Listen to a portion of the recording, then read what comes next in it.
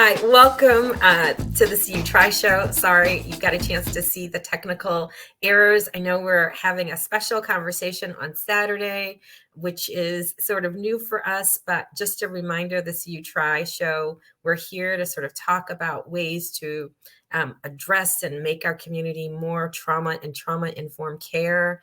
And just a commercial, the 25th of May is Trauma Informed Care Awareness Day. So there are lots of free opportunities and educational events. So look for them. And I am super happy to have three guests with me. We might get a fourth from our AFIA network to talk a little bit about sort of mental health issues and wellness and resiliency and recovery, and a little bit about trauma and its impact on youth and families in our community who've been impacted by community violence. And they'll also do a little bit of talking about some of their work, some of their training and experiences. We have a chat, so if there are questions, thoughts, reflections, curiosities, please do that. We'll do our best to answer questions, and we thank you so much for joining us. So without further ado, many of these faces are very, very familiar. No special order, but I probably will go to Megan because she was with me first. So Megan, can you introduce yourself? Sure. I'm Megan Gentry. I'm a social worker. I have my clinical license, and I currently am a school social worker. I work with elementary kids. Been working with See You Try and AFIA now, doing mental health supports for youth and families. I'm a foster parent, so sometimes have involvement in that kind of community too. So yeah. And Megan is sort of underplaying her resume. So she also, people might know her because she's worked at the high schools too in the area. And so she's been such a resource for a fairly extensive time, kind of working really on the front lines with youth and families who in our community. So Thank you. So Tiza, Tiza Mallory. I don't know who wants to go next. I can go. So I'm Tisha Hibbler. I am currently with my LCSW, and I am in private practice for therapy. Prior to that, I was with a local agency, and then prior to that, I was a high school social worker and a teen parent coordinator. And I volunteer in the community, and I work with See You Try with their AFIA team as well. And again, minimizing skills, expertise. This is an amazing group of people. We have a few more people who aren't on the call with us, but many of you know Tisa for her work with like Champaign schools, lots of community groups. She's been, sort of in the community on the ground, working on behalf of individuals with complex social and emotional needs. She has a resiliency focus, so we're just welcome to have her. All right, Mallory, of course, they're going to have you bring on, close us out. You guys hear me? Yes, maybe a little bit louder. There we go.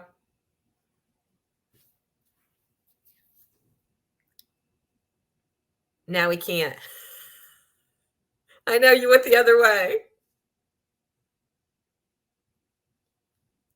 And by now, everyone knows that we always have to have, can you hear me now? Maybe try now, like unmute.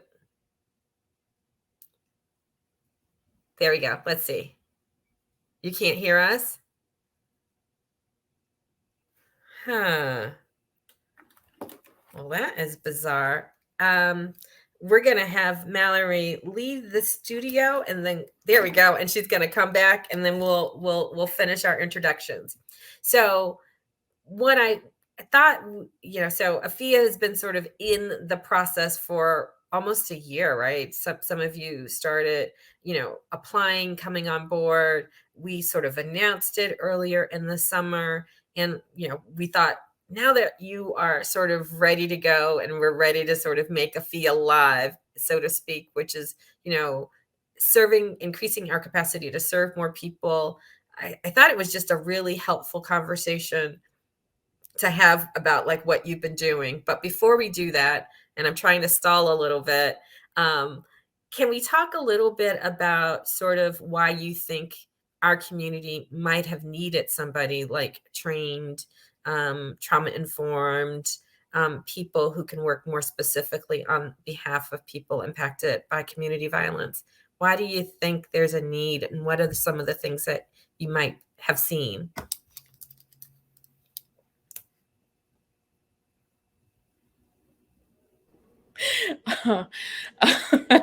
It's always funny with Zoom. You never know, like double dutching in. I guess one of the things is like, especially working at the high school, and just being right there with the kids. There's a lot of spaces where there's not proper exposure or opportunity to be vulnerable and to feel the emotions that they're feeling, and there is limited time to process it and to see good examples of how to process it. And it was really affecting reactionary behavior, and it was affecting mental health for a lot of our students. And it was hard to see that they just were having these very difficult things going on, and there was no place to, one, tell them that what they're feeling was normal and okay, and two, that there's healthy ways to express it, and that it's not going to last forever, right? And that there's healthy ways to recover from it. So just being able to give them that opportunity is really nice, a space to feel heard. Wow. So I'm going to take a second. We're going to go back. Mallory, let's Try it again. Can you guys Yay, hear me? it's all I was good. there, and then all of a sudden I lost sound, and then I just got kicked out. So I'm Mallory Robertson. I got my master's in social work from University of Illinois. I previously worked at Cunningham Children's Home. I did wraparound training with Choices. I worked at DSC, and currently I'm a case manager, and I work for AFIA and TRI. So I do a lot of community involvement. I am a member of Zeta Phi Beta sorority. I'm a member of Order of Eastern Stars. I'm a member of Berean Covenant Church with Pastor Willie Comer, and he does a lot in the community. So I'm always busy. I'm always at my children's schools. I try to be an active and involved parent. So that's pretty much what I got. Okay, so Mallory, you were like, I am not gonna have Karen say that I did the abbreviated resume. I'm gonna do the full thing. I love it. I heard. I was like, oh man, she's calling everybody out now. So I love it. So what we were just talking about was, why would there be a need based on what you've been seeing in the community? Why was there a need for something like AFIA, and what are you seeing in the community around how people are impacted by community violence, and why might they need something like what we're trying to offer?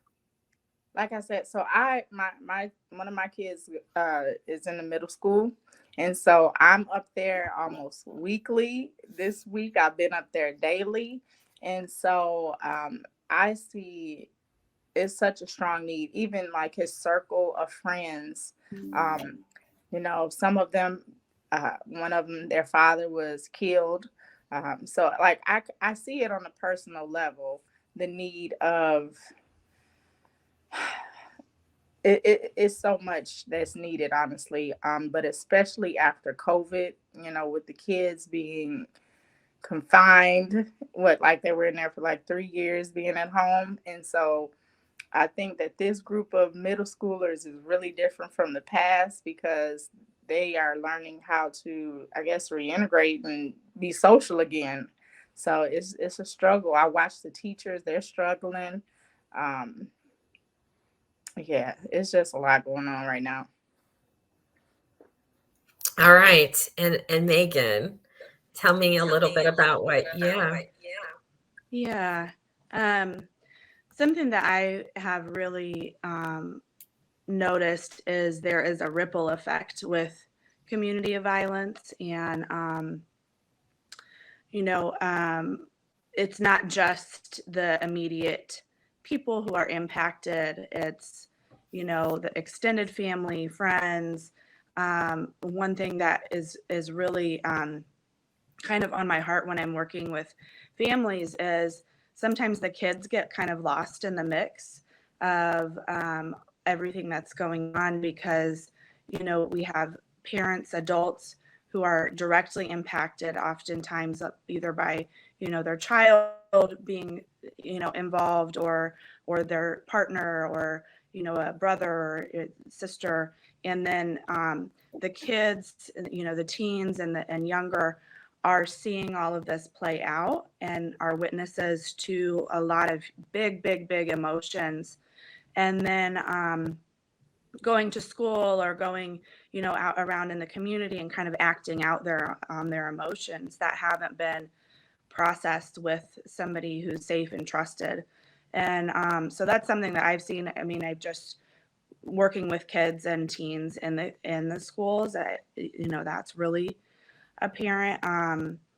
But just the amount of ripple effect that community violence has, and also on the side of the people, the person who may have either done the shooting or done committed the act of violence, their families, and extended families, children, grandparents, they're all impacted.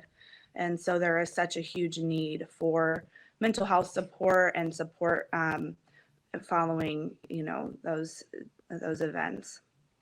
Yeah. Okay. So I realized that what I did not do is describe what AFIA is.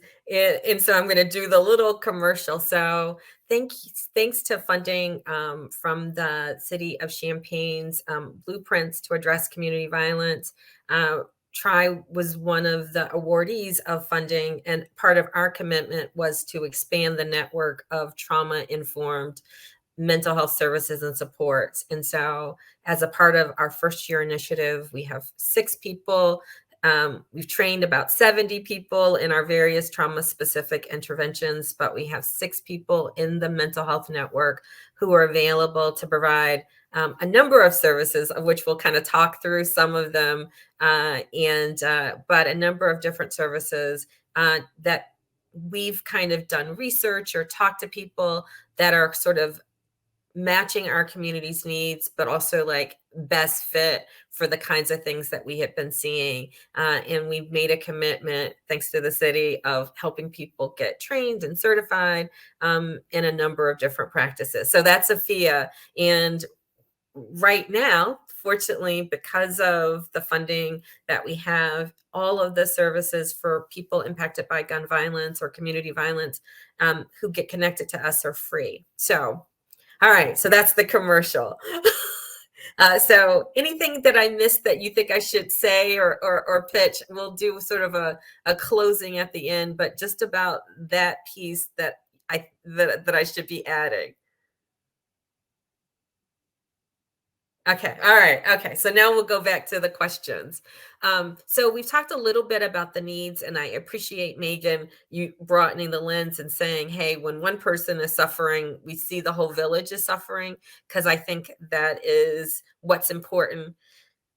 I'm going to think like a naysayer, though, right? So why is it, or do you think that there is something unique, having been through this journey with us, about what you're offering that might be different than what somebody might get sort of kind of out here in these streets, right? So are you thinking there's something, what would you want people to know about what might be unique and different about AFIA?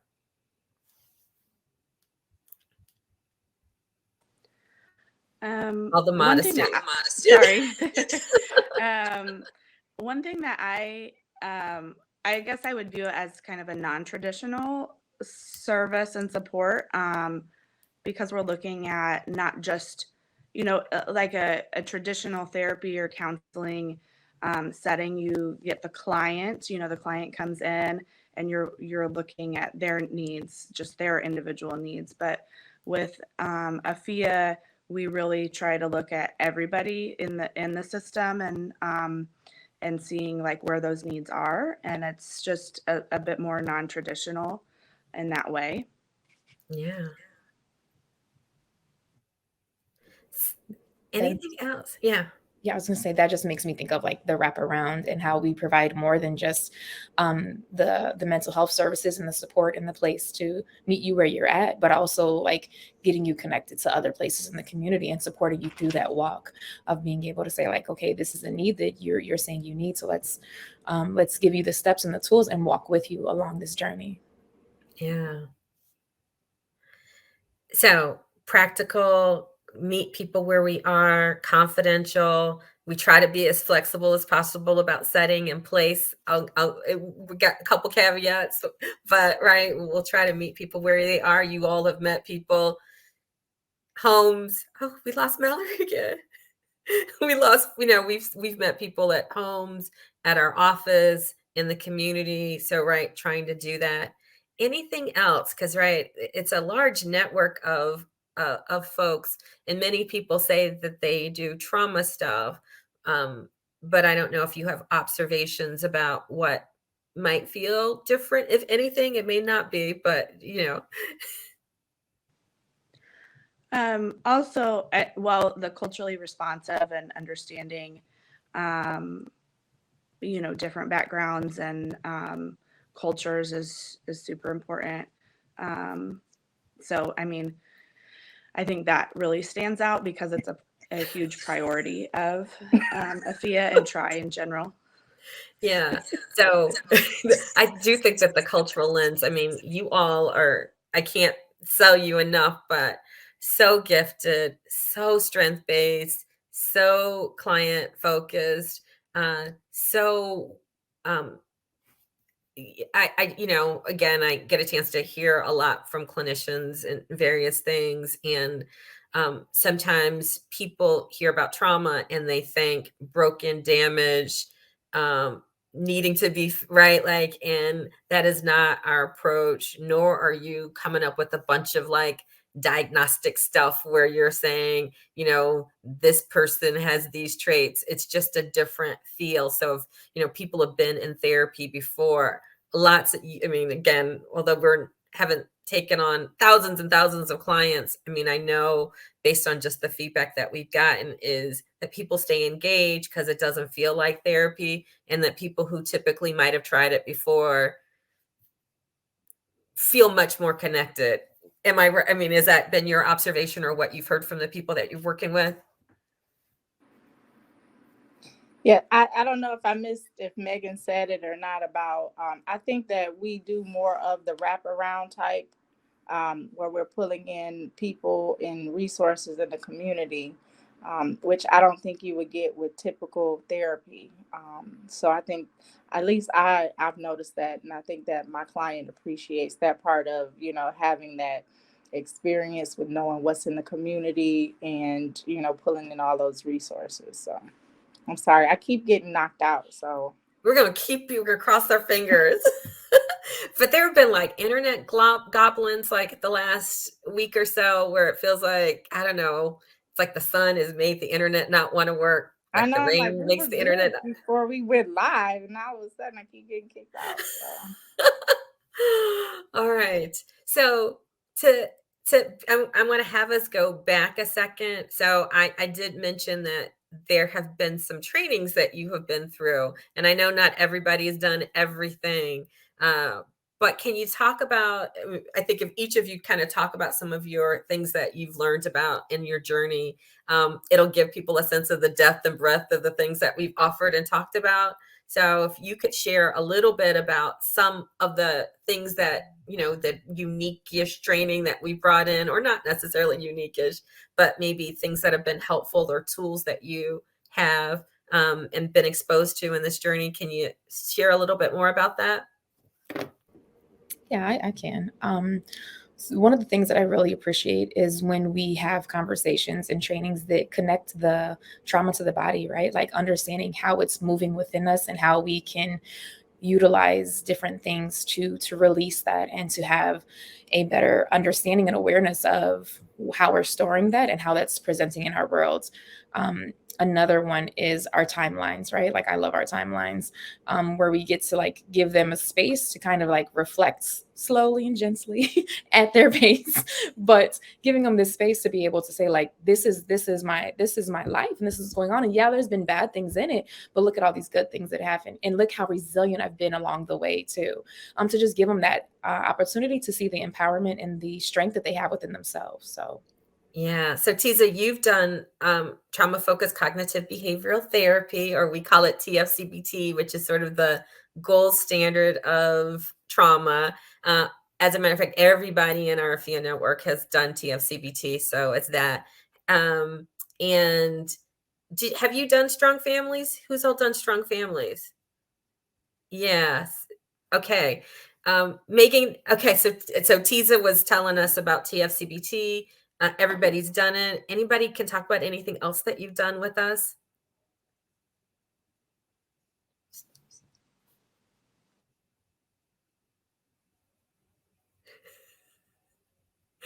I think Mallory got stuck again. No, she's coming. She's there. The internet goblins are gonna. Yes, no, Mallory. Let's see. No, okay, Megan. Okay. I feel so bad for Mallory. It's adding for like comic relief. Yes. Strong Families was really cool because that training was really cool. And there's been some follow-up sessions too with kind of implementation of that. Mr. Jaleel is that his name? And I'm gonna not remember where he's out, what he's out of, but he was really, really cool. And just had a really huge, knowledge of working with families, and even like, I really appreciated some of his suggestions when, you have an individual or a family who's like, I've tried that, I've been there, done that, not going to work, don't want to do this. And his kind of mantra about that is like, let's just try it. We're going to just try this one thing, and let's just see. Let's see what happens. It may work, it may not. We may see, great results, we may not. And I just really liked that approach because it's coming from a space of like, not I'm the, the ultimate, like, I know what is best for you. It's kind of working with the family to say like, okay, so this might be an area that you want to, see some changes. Let's try it out. Let's try some things. And so I really love that approach because I think that is much more effective than coming in, and not that any of us would ever do this, especially with all these trainings. But I think that there are often, and the perception of clinicians being like, well, this is what you have to do, and you need to do this and then that. And if you don't do it, you're not going to see results. And that's just totally not what we're about. And the Strong Families model is about. I really love that. So Yay, Mallory. Yay, Mallory. We were just talking about Strong Families. We're gonna let you talk first, and then I'll say something. So, do you want to talk about what stood out for you in the trainings? Because you pretty much have done everything. So, you want to say anything with Strong Families or Seeking Safety? But I'll let you go. I can't quite pinpoint. I think all of them were very helpful, especially when we all get together and collaborate. It's very hard to pinpoint which one, but I think Strong Families probably is. Oh, I wish I had like some details that I could go into. But I think Strong Families is probably one of my favorite or most interesting trainings, just because it incorporated so many different elements and families. And I think that we get lost with family dynamics and things like that. So, and I'm sorry, hopefully I don't get kicked out again. We're going to cross our fingers. I know, I just changed devices, so hopefully I'm good now. So we'll go back to some other ones, but I will add a little pitch about Strong Families. So one, if you know somebody who is the parent of, if you're a between the ages, you know of somebody or are between the ages of 17 and 24. I think that's the upper end. I might be up too high. Who is parenting children and want to kind of learn more about how your experience, like maybe some of the things that you have been through, might impact your parenting, might impact your children, or maybe it's the other way. Maybe it's looking at some of the things that your kids have been through and you want to figure out how to be better supportive. We're going to have a Strong Families kickoff retreat. And I promise you, everybody, like, it's not like typical parenting group. It's not that. So, you know, and we're offering opportunities for your kiddos and for you. And if you want to continue, we'll think about ways that you can also build your village of support. So if that sounds like something that you're interested in, at the end of this, I'll put up a slide with like contact information. But if you know of somebody, please hit us up and let us know. I'm going to go back to you all, like anything else, because I know you guys, we were going to do an initial kickoff and then try administration. We did like, we thought initially the easiest way would be to like reach out to like networks of people who work with youth. And they were all like, yay, we are interested. And then we didn't like follow up.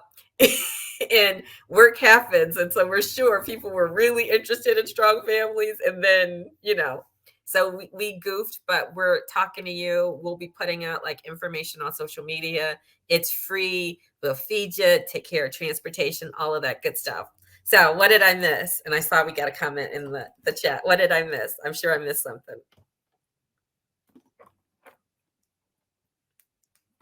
All right. Okay. So you guys are like, yeah, I was nope. gonna say, I think you got it. I mean, I think also the most important part is free.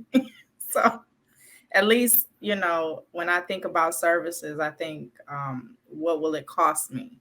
And so I love that everything is free. Yeah.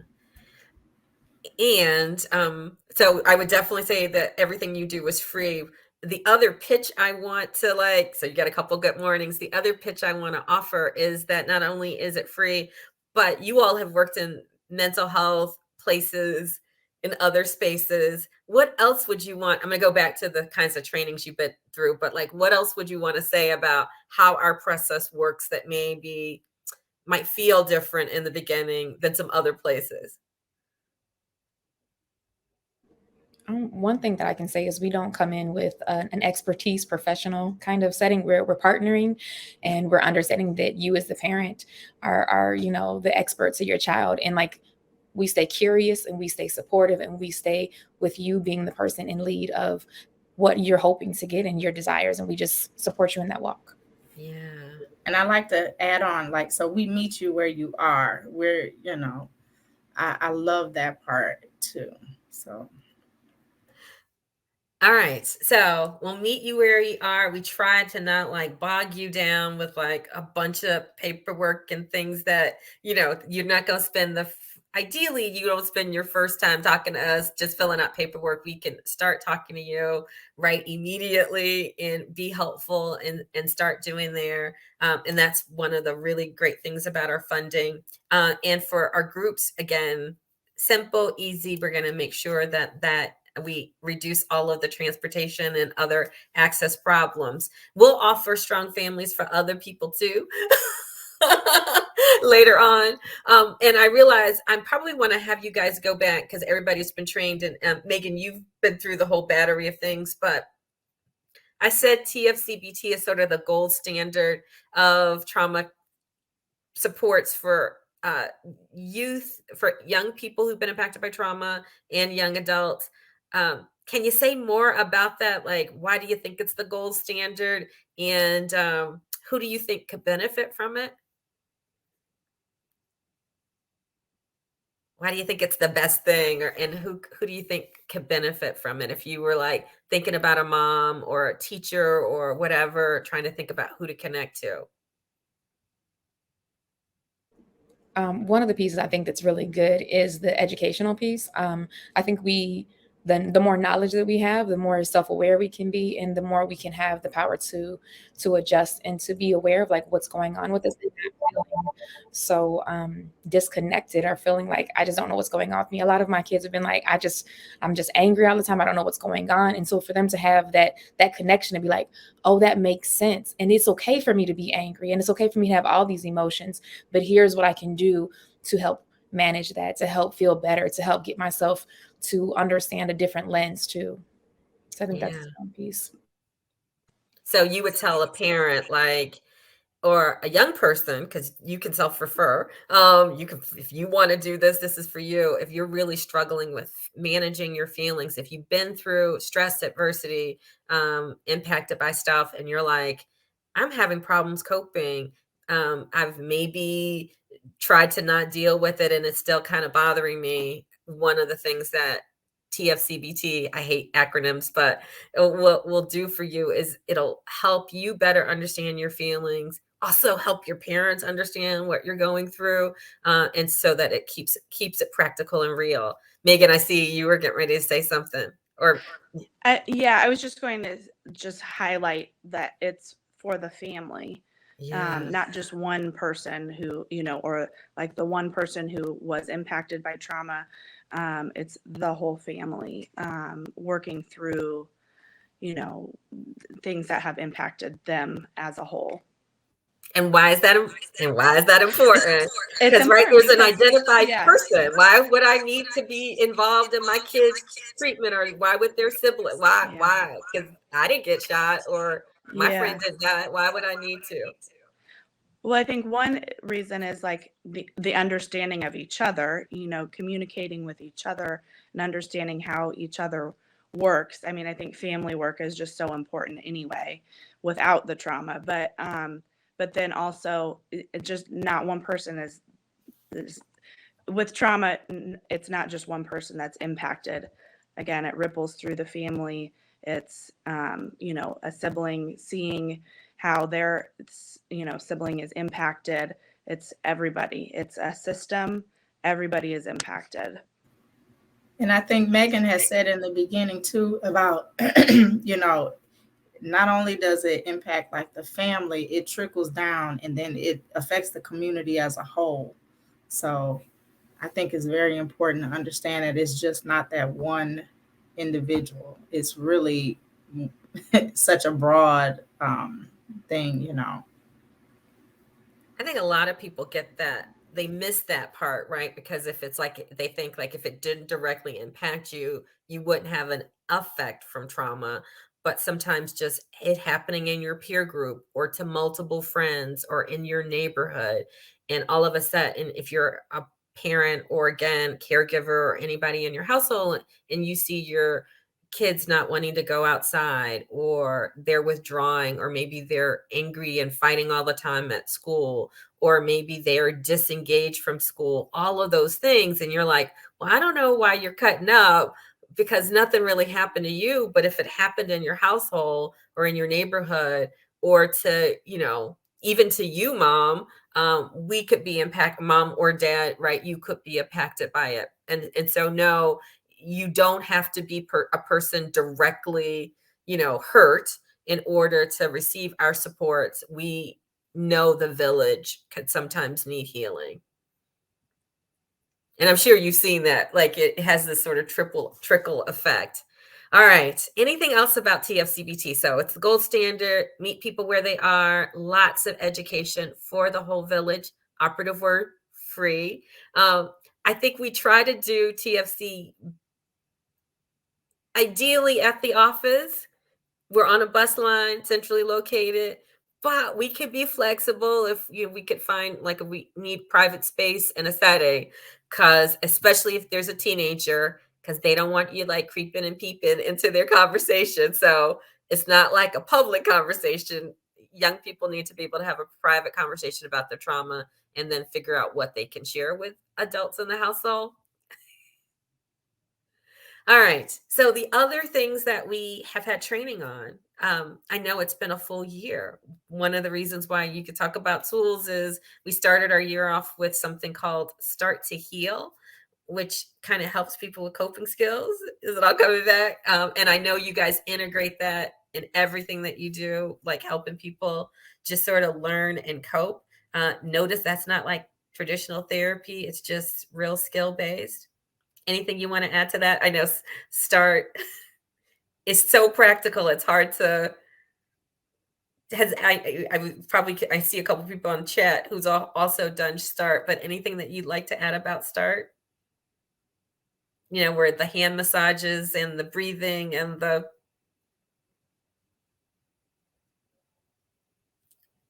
All right. Okay.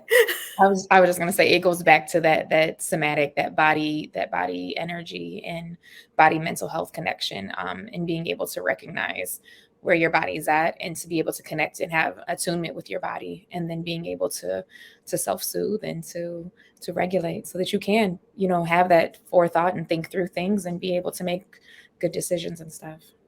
Yeah. And if you didn't want to come in and have to do a lot of processing and talk about your feelings, we can help you put together like a coping toolkit just to get you going if you're having problems with functioning. It's why we started with START, because we were like, let's just make sure, because not everybody ready for therapy, but sometimes people need to be able to, stay at school or at jobs or have relationships and not be able to pop off or get upset or, engage in unhelpful behavior. So START helps us do that. Anything else you want to add about? I use those tools all the time. I feel like I take them to every. I mean, I think like you said, it's really practical. And like, what area are you struggling with? Are we struggling with sleep? Here are some tools that can be used. And I think one of the things I love about like little kids is that they're much more willing to try things like, oh, like let's take a breath, and like they'll do it. But as you start to get older, it's like, man, that doesn't work. And but actually, one of my friends teases me because she's like, oh, you took a deep breath again. What's going on? But it really does like help kind of reset your body. And so there's these different tools that it's like, like Mr. Jalil said, let's try this. Let's just try. And let me teach you the steps for this. That's so practical. And over the summer, you mentioned, Mr. Jalil, we will be having like a bunch of opportunities for people who just want to come in and work on coping. So we'll have some things on massage and some I'm going to use a word that probably will sound loaded, but like mindfulness stuff, which just means like slowing down and being able to calm down. So just some maybe even a drumming class. So we will be putting on a calendar in a few weeks, and so that there'll be a bunch of things. So yes, you could come in for like a group or something, or you could come in just to sort of learn to kind of work with somebody one-on-one on how to cope better without having to sort of talk through a process. Again, meeting you where you are. All right. The other thing that we had training on, and that many of you have gone through, and unfortunately, I don't think any person on the call has had a chance to use it, is our CAMS training. So we had a couple of you who did CAMS, which is our suicide screening and assessment training. And that felt like an important training to bring to our community. Why do you think that was important? And what would you like to say? What are you seeing and hearing which could make, because I will tell you, historically, people would be like, kids of color don't necessarily talk about suicide. Why would you have a whole thing? But you know what I mean? People used to think that. So why do you think we started off with suicide as one of the other core things that people got trained on?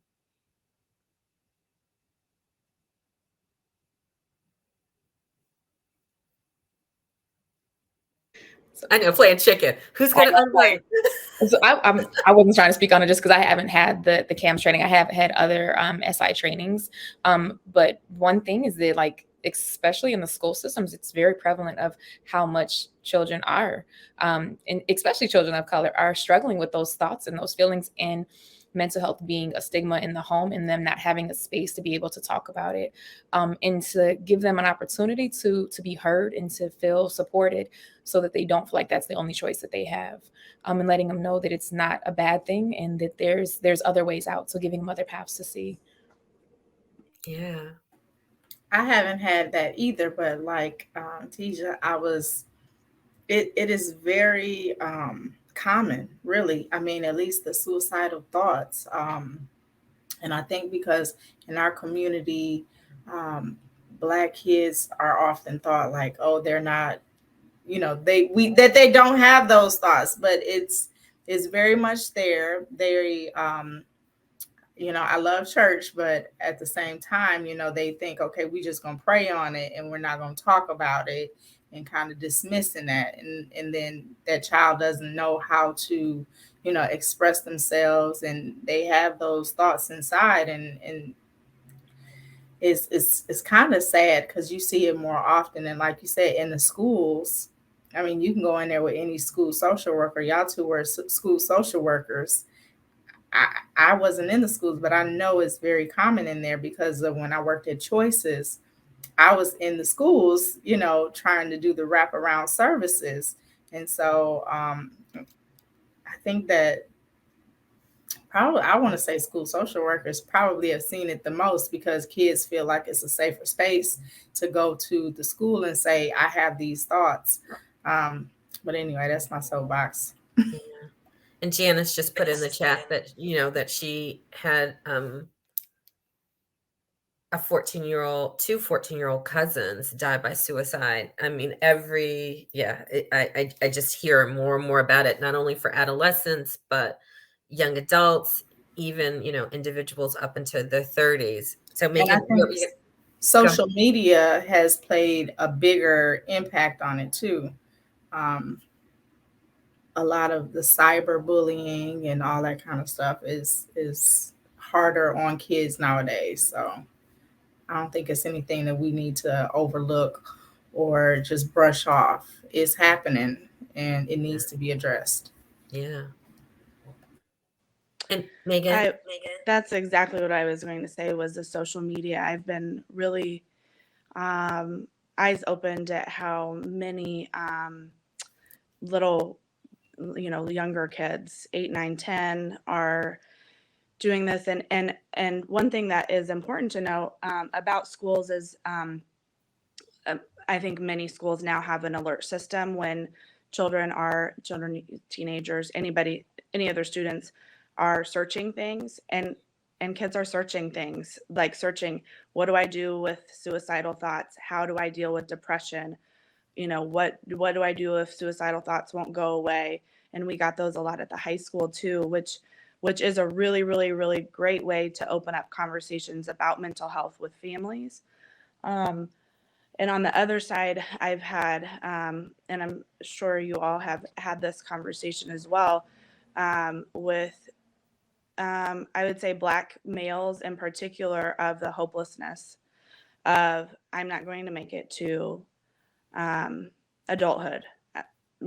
Not really, I had a kiddo who's, has experienced some loss, and thinking like, hey, what do you want to do, like, when you get older? Like, what are some things you really like? I don't think about that, because I'm not going to probably make it past high school. And that is devastating. This is, urgent. And not that I think that relates to the suicide, in that hopelessness and that pervasive, like, I may not make it. I've seen other people that are really close to me not make it. And so what do I need to plan for my future for? Yeah. And so what I love about CAMS, and I know all of you will get trained on it, and particularly with the individuals that we've offered it to, we haven't had a chance to work a lot with adolescents. It actually has been with adults who have been impacted directly or indirectly by gun violence. But why we brought it in is there's this buzzword, it works with the driver. So like each of us has our own sort of, if we start to have suicidal thoughts or feelings, have different things that are sort of making that happen. And CAMS kind of gets to like, what is it for you, and helps you come up with a plan, like about like for you, what's in the way. And so it kind of works with, if I'm a Christian and I have faith-based strategies, CAMS will work with that. So you don't have to lose those, but we'll try to figure out what a plan looks like, and we'll add like all, because tries to think about the 360. So we want to add all of the things that you need in your life to support you, rather than just sort of talking it out or coping, right? It's a lot of different things, because sometimes the driver could be, anytime I feel, believe it or not, something like bored could be a driver of suicide, right? And so how do once you know that, then you can kind of make a plan around that, and make that really happen. And so it's, the individuals we've had a chance to support with that, really went from, hospitalizations and other things, to really kind of, being able to feel better about their lives, feel like life has more meaning, get hope back. And it's really personal, and it's not some kind of script. It really is like who you are and what you need that kind of gets to it, and you can kind of keep coming back to it. And like everything that Tri does, if there are people in your village who need to understand how to support you better, we're going to bring the village in to better understand you, because this is a community thing. Your family has to understand, because sometimes the family is the trigger. And if every time, mom says, I don't think you're going to amount to anything, verbally or non-verbally, and you feel like I ain't going to amount to anything, we got to work with mom to support her so that she can better support you. I am looking at the time, and I realize I have gone way down the rabbit hole of supports, but we talked about strong families. We also have a substance abuse um, treat group thing that we've been trained on, called Seeking Safety. We're actually going to be partnering with Carl to do that. So we're going to be offering a group for adolescents, and for folks over 40, because of the substance abuse needs of individuals in our community. So young adults, and if you're over 40 and want to kind of work on both and have been impacted by trauma or gun violence, reach out to us, because we got something for you that would be really, really helpful. And then we've talked about trauma-focused cognitive behavior. We've got a lot of stuff happening.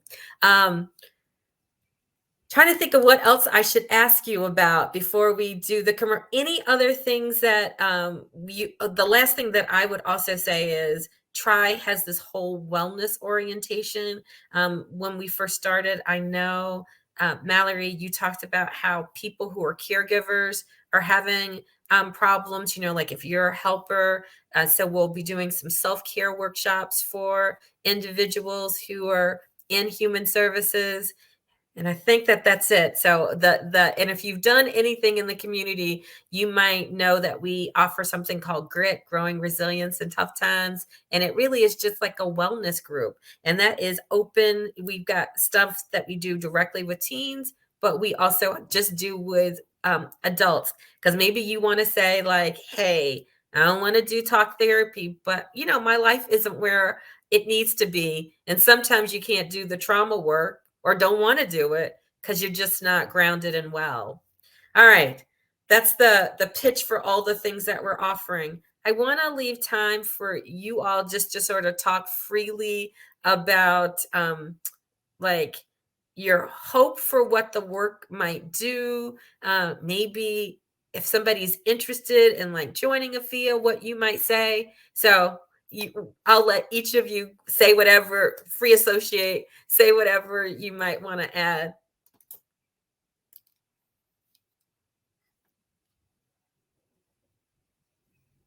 Yeah. Thank you, Amy, for the validation. Woo. I told you people who've done training are on the chat. Like, I love it.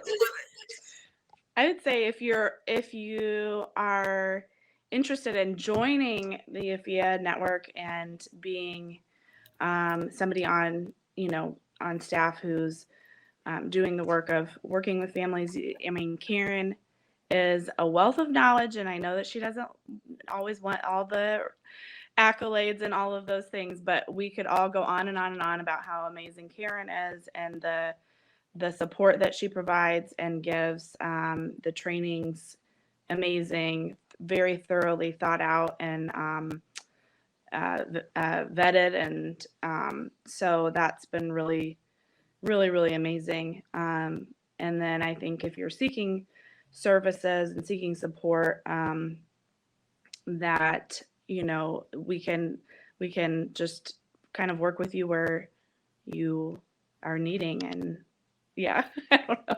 No, that's perfect.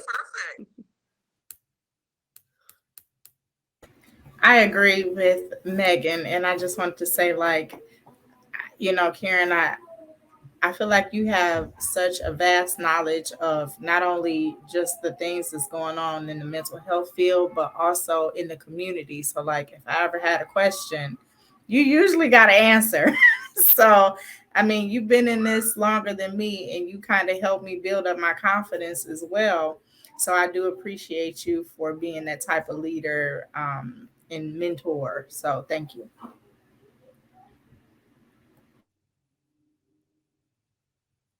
Well, it's on me. I know. I absolutely agree with both these ladies.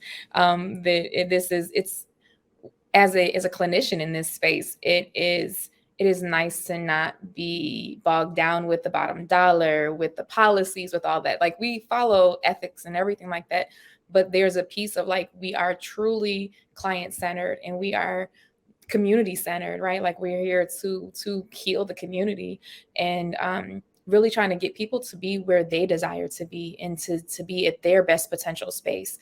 And I think that we've seen some great outcomes so far. So the more the merrier, right? Like, come on through. So I'm going to put up, we'll see if we can get the fight. First of all, it is such a pleasure. Everybody who's right, people in the chat have been through some of our training, working with and collaborating with you and learning with you and seeing your passion to the health and healing of youth and families in our community is, I'm going to use, it's a Saturday, but it's a blessing. It really is just a blessing. And so if you want people to be with people who are coming to the work from the right place, from a heart-centered place, from a strength-based place, from a belief in everybody's infinite potential, like, you're going to be with a team of people who get you. And if you're somebody looking to get connected to your own health and healing, I've got people who want to do that with you and journey with you. And James Warren, who's our clinical supervisor, provides a container that helps support that. And he also won't let them go too left. He'll be like, yoo-hoo, go, because he's just a phenomenal resource. So I'm going to put, if you want to learn more about any of the groups that we talked about or how to get involved, it's here. Let's see if I can go to the end. So we'll make sure that this is uploaded. Oh, well, it did not come up right. So just as an FYI, you can always email us at curesponds@gmail.com. That's curesponds@gmail.com. The phone number is 217-673-7122. You can call or text that number 24 hours a day, 7 days a week. Someone will pick up the phone and help you. And if you want to know more, check out our Facebook. The PowerPoint will be there. Information about all of our groups, workshops, and opportunities will be there. We'll also make sure on Facebook and on our website, we have a calendar of events that you can check out. And thank you for checking us out, either live or in the future. And it's been a pleasure spending Saturday morning with you. So thank you all. Thank you.